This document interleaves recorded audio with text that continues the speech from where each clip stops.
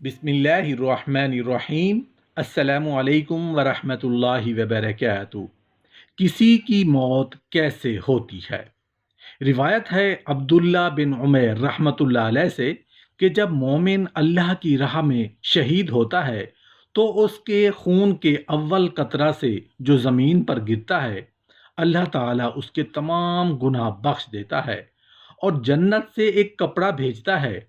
उसी में उसकी रूह कब्ज़ की जाती है और जन्नत से एक जिस्म मिसाली भेजता है, उसमें उसकी रूह आ जाती है और फरिश्तों के सामने आसमान पर जाता है और फरिश्तों में ऐसा मिल जाता है कि गुमान होता है कि असल में ये फरिश्ता है और अल्लाह के पास जाकर पहले सजदा करता है। उसके बाद सब फरिश्ते सजदा करते हैं और उसके मगफिरत होती है और पाक को साफ किया जाता है। फिर हुक्म होता है कि उसको शहीदों के पास ले जाओ, सब्ज़ बाग में जहाँ हरीर के गुंबद बने हैं, गाय और मछलियाँ हैं। ये दोनों हर रोज़ शहीदों को ऐसी ग़िज़ा खिलाते हैं कि उसके पहले उन्होंने न कभी खाई थी। ये मछलियाँ तमाम दिन जन्नत की नहरों में सैर करती हैं और जन्नत की खुशबू की चीज़ें खाती हैं। शाम को गाय अपने सींग से उनको ज़िबा करती है और पाक होकर तैयार होती है। जब शुहदा उसको खाते हैं तो उसके गोश्त में जन्नत की कुल खुशबू पाते हैं और गाय तमाम रात जन्नत में चरती है और जन्नत के हर किस्म के मेवे खाती है। सुबह मछलियां अपने दुम से उसको ज़िबा करती हैं और पक कर तैयार होती है। जब उसका गोश्त खाते हैं तो उसमें जन्नत की कुल फलों का मज़ा पाते हैं। जब अल्लाह ताला मोमिन की रूह को कब्ज़ करता है तो उसके पास दो फरिश्ते भेजता है। उनके पास जन्नत का कपड़ा और जन्नत की खुशबू होती है। ये कहते हैं, ए पाक रूह, बदन से बाहर आ और अपने परवरदिगार की तरफ जो तुझसे राजी है रवाना हो।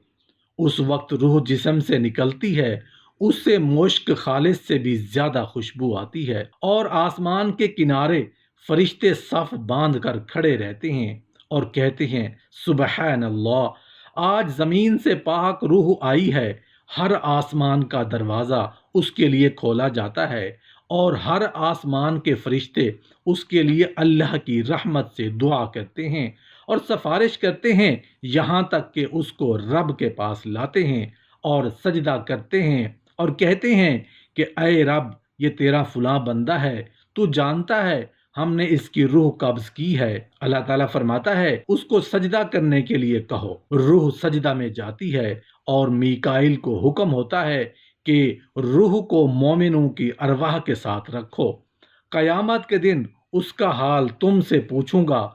फिर हुक्म होता है कि उसको कब्र में ले जाओ और कब्र 70 गज तूल में 70 गज अर्ज में कुशादा की जाती है और उसमें हरीर का फर्श बिछाते हैं और खुशबू से मुअत्तर कर देते हैं। फिर अगर उसने कुरान शरीफ की तिलावत की है तो उसका नूर कब्र को मुनव्वर करता है और अगर कुरान तिलावत नहीं किया है तो अल्लाह ताला उसकी कब्र में आफताब की रोशनी के मिसल नूर देता है और जन्नत की तरफ दरवाज़ा खोला जाता है। ये सुबह और शाम अपने रहने की जगह जन्नत में देखता है। जब अल्लाह ताला का काफिर की रूह को कब्ज करता है तो उसकी तरफ दो फरिश्ते भेजता है।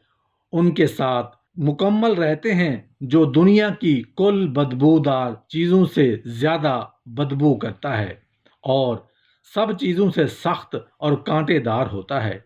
फरिश्ते कहते हैं, ए खबीस रूह, बदन से निकल और दोज़ख के अजाब की तरफ और अल्लाह के गज़ब की तरफ चल। रूह निकलती है और उससे बहुत बदतर बदबू पैदा होती है और आसमान के किनारे फरिश्ते खड़े रहते हैं और कहते हैं, सुबहान अल्लाह, ज़मीन से मुर्दार और खबीस रूह आई है, उसके वास्ते आसमान का दरवाज़ा ना खोला जाए। फिर कब्र में डाल दी जाती है और कब्र तंग होती है और उसमें अजदहे भर दिए जाते हैं। अजदहे मिसल ऊंट की गर्दन के होते हैं और उसका गोश्त और हड्डियां खाते हैं। फिर फरिश्ते आते हैं, वो बहरे हैं یعنی ان کی فریاد نہیں سنتے کہ رحم کریں، اور اندھے ہیں یعنی اس کو دیکھ کر ترس نہیں کھاتے، اور اس کے پاس بھاری گرز ہوتے ہیں، اس سے مارتے ہیں۔